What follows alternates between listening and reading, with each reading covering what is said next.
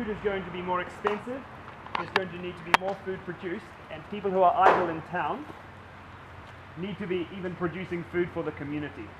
So I don't know if it's something to consider, messaging, maybe from the top, from the officially messaging that people who are idle, who don't have work, who are in town, perhaps they go back to we tell them to go to the village now before the virus really reaches.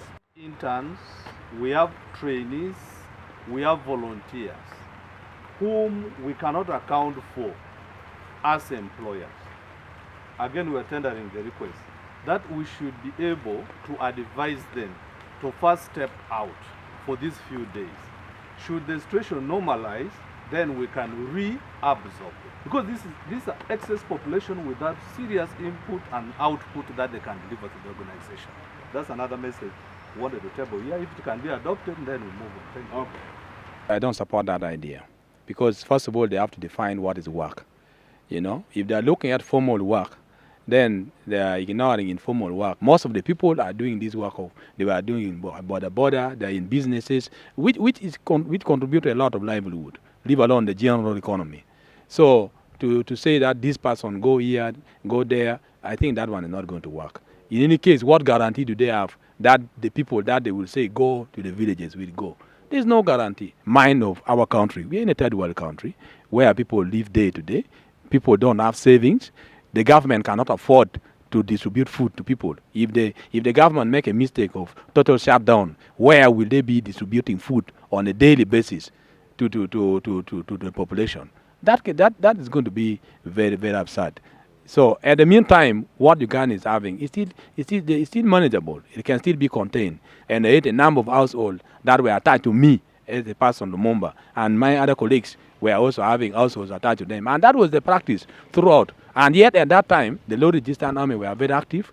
And then transport was very difficult because most of the roads were cut off by the rebels. But still, we managed to track every household and to map every household and member of household who had contacts with people who were sick or who died of Ebola and those who were sick of Ebola.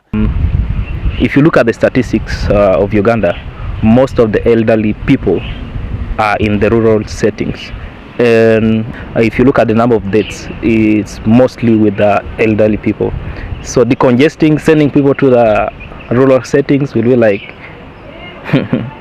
bringing death to our elders down in the villages.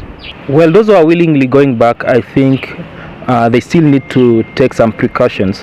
I mean, we have health facilities within different town settings.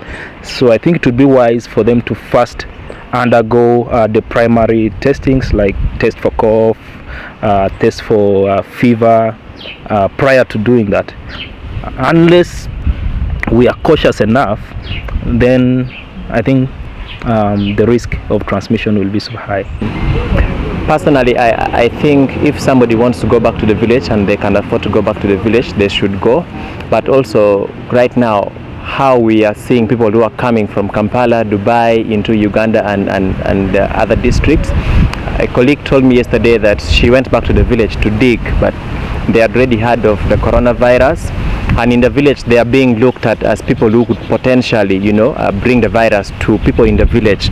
So now you're planning to decongest the town by sending people who don't have things to do in the village. How are you hoping that those people would be looked at? It's a known fact that there are no testing centers anywhere else in Uganda but Entebbe. But they have also expressed that the task force needs to communicate to government. They are already having an image problem in town. It's a crisis moment. We need to work together. Imagining. Can we allow that? We monitor from there. Can we allow the committee?